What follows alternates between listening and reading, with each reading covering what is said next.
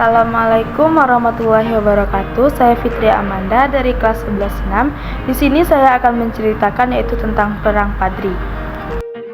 Perang Padri. Apa itu Perang Padri? Perang Padri adalah salah satu pertempuran yang dilatar belakangi oleh perpecahan di kalangan rakyat Minangkabau, tepatnya antara kaum Padri dan kaum Adat. Perang Padri terbagi dalam dua periode yang terpisah. Periode pertama yaitu pada tahun 1821 sampai dengan 1825.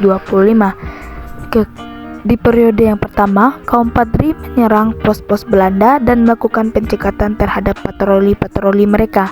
Pada September 1821, pos-pos Belanda di Semawang, Soli Air, dan Cipinang jadi sasaran penyerangan kaum Padri. Kala itu, dengan jumlah 20.000 sampai dengan 25.000 pasukan, kaum Padri yang dipimpin oleh Tuanku Pasaman menyerang Belanda di hutan sebelah timur gurun. Pasukan Belanda yang hanya berjumlah 200 orang, serdadu Eropa ditambah 10.000 pasukan kaum adat melakukan perlawanan. Pasukan yang dipimpin oleh Tuanku Pasaman cukup sulit dikalahkan. Hingga akhirnya Belanda memutuskan untuk mengirimkan surat ajakan berdamai.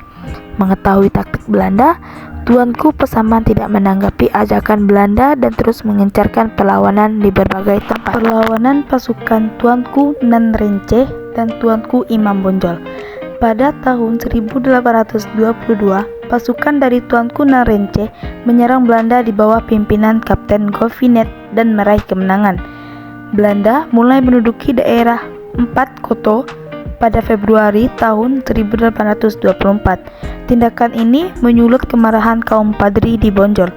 Di bawah komando Peto Sarif atau yang lebih dikenal dengan sebagai Tuanku Imam Bonjol, kaum Padri melakukan penyerangan ke pos-pos Belanda di Saruaso.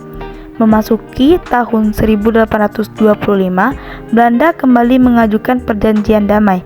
Perjanjian itu berisi bahwa Belanda mengakui kekuasaan tuanku-tuanku di Lintau, Empat Koto, Telawas, dan Agam. Sayangnya, perjanjian tersebut mengecewakan kaum adat. Mereka menganggap Belanda tidak menepati janji dan lebih mengutamakan kepentingan sendiri. Periode kedua Perang Padri yaitu pada tahun 1830 sampai dengan 1837. Pada periode kedua ini, kaum Padri dan kaum adat mulai bersatu. Mereka menyadari bahwa musuh yang sebenarnya adalah Belanda. Dengan kekuatannya meningkat, kedudukan Belanda di Sumatera Barat semakin terdesak. Bahkan, Gubernur Jenderal Johannes van den Bosch mengangkat Kolonel G.P. Jacob Elaut untuk mencegah meluasnya perlawanan dan kekuasaan kaum Padri. Pada tahun 1832, serangan Belanda kepada kaum Padri semakin gencar. Bahkan, mereka menyerang pos-pos pertahanan kaum Padri yang berada di Banu Hampu, Kamang, Ugok Sigandang, Tanjung Alam, Sungai Puar, Candung, dan beberapa lainnya di Agam.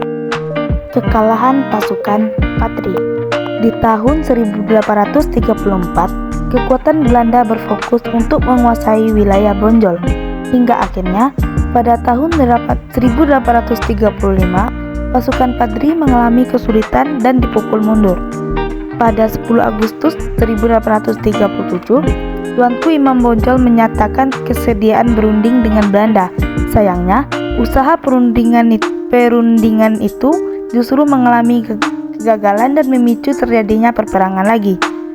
Benteng Bonjol dikepung dan berhasil dikuasai oleh pasukan Belanda pada Oktober 1837. Tuanku Imam Bonjol dan sejumlah pejuang lainnya menyerahkan diri untuk menjamin keselamatan kaum Padri.